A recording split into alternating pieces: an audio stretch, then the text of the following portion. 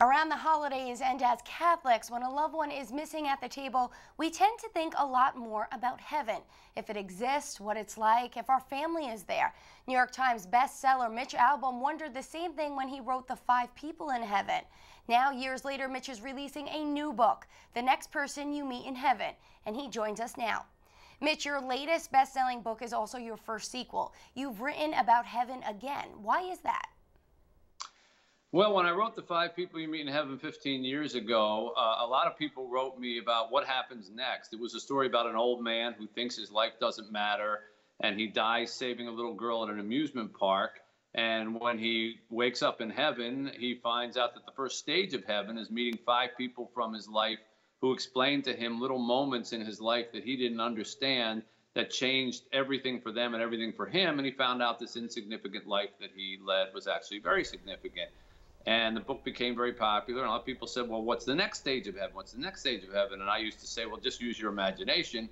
But I suffered a number of losses in my personal life in the last few years that got me thinking more about it. And I decided to return to that landscape and write a sequel. How has faith in something greater like heaven sustained you through your own tough times? Oh, without it, I would be lost, because how else can you explain that kind of heartbreak? I lost my mother and my father and the little girl that we were raising as our daughter, Chica, all within a 3-year period. And you need to believe that there has to be something at work bigger than perhaps you can understand, and also to believe that there's someplace better and together in order to deal with the pain of their being gone. And now you've said that you see writing about death, a sad topic, as a way of illuminating life's importance. What do you personally think heaven is like? Is what you write about the book what you think? Well, I had an old uncle who the first book was based on, named Eddie, who had one of those near-death experiences, on an operating table. And he said that he floated up above his body and he looked down and he saw all of his dead relatives waiting for him at the edge of the bed. Now, he didn't actually die. He ended up coming back into his body and living for a while longer. But I always sort of had that in my head as well, that must be what happens, at least part of what happens, because he's my uncle and he's not going to.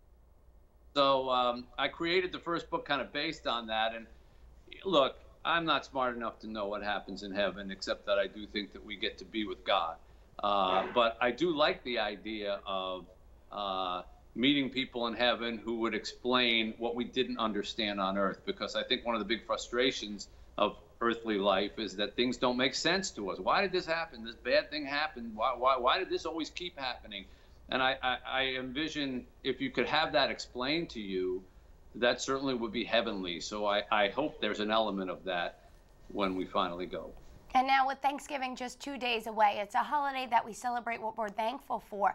But what does gratitude mean to you? Should we have gratitude for all that we have, but also all that we've lost? If you don't lose something, it's hard for you to appreciate what you do have.